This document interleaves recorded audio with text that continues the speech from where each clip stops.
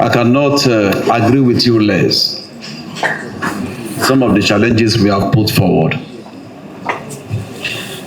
If you follow me very well, you discover that on the first day that I was being confirmed on the floor of the National Assembly, you can go back and watch the video. I said it specifically. I said the task I'm being given is a very Herculean one. You know, 1,000 of EFCC will not be able to scratch the surface of anti-corruption if we still continue with this, our cash-based economy. Look, an average civil servant has, I'm not sure that any civil servant in Nigeria has worked for 50 years who doesn't have a house. Probably 9 out of 10 we have. And somebody who lives in a house that costs an average of 500 million naira, thereabout, who provides water for himself, who provides lights, who has generator and all of that stuff in his house, and is a civil servant who's probably even on level 17, you don't earn more than 1 million naira in public service. And you are living in a house of 500 million. All your life that you have worked for to buy a land, but you are living in the house. Nobody asks questions. And so this one thing we are going to take away from this engagement is that we can make things work in Nigeria. Let's agree on that first. Because an average Nigerian will tell you, oh, God, this is not going to work. I beg, make you just continue, no go work. Anything you see, grab, continue with your life. No, we have to change that mentality. So all of us, we have to consider ourselves to pressure groups. I agree with you that we have to do something about this credit transactional system. We can't move forward. Look at country where things work. You buy your cars, cash. You build your house, everything, cash. Everything you do in Nigeria, cash. You buy your suit, cash. I mean, come on. We can't build an economy that way. We can't. I told them on the floor of the National Assembly.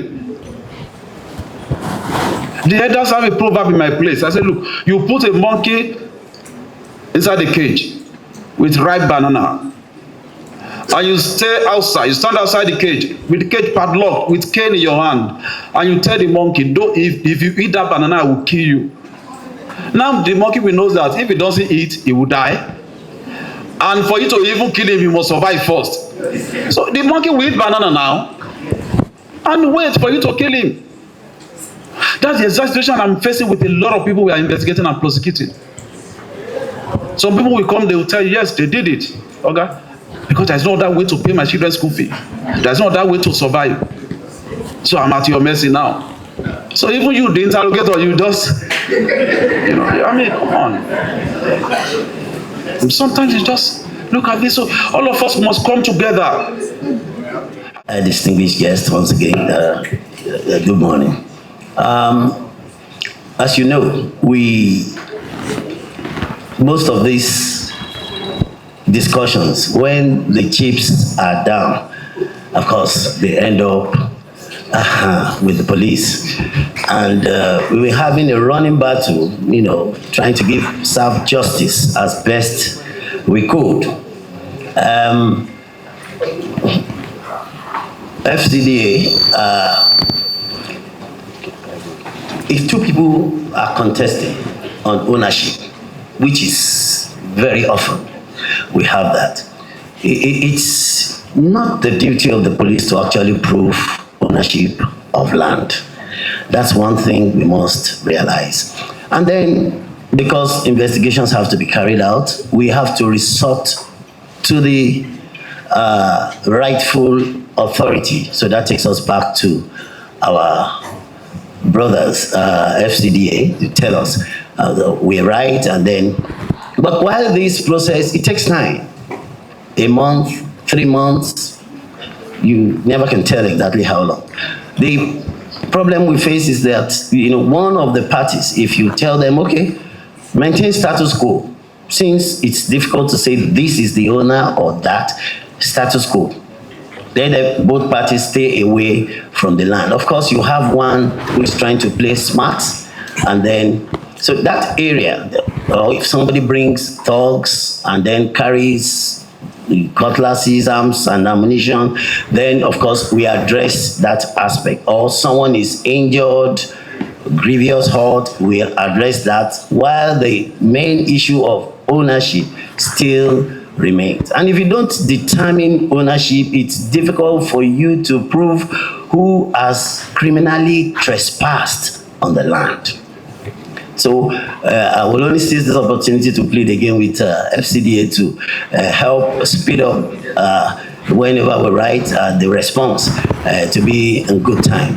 I want to also appeal to the developers, because one of the challenges we have, again, reports.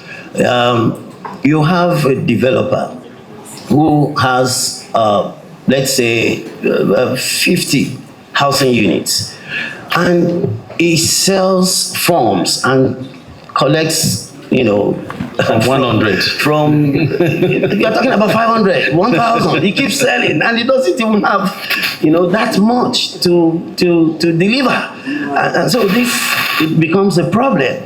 No matter how you try to settle it, it gets more complicated, because if there's a report and we say, the man has paid 90%, give him an allocation, he gives the allocation that has been allocated to another person. So that one comes again, and then it's difficult. So I want to appeal to our developers that you don't, these things are almost deliberate, and the essence is to rake in revenue.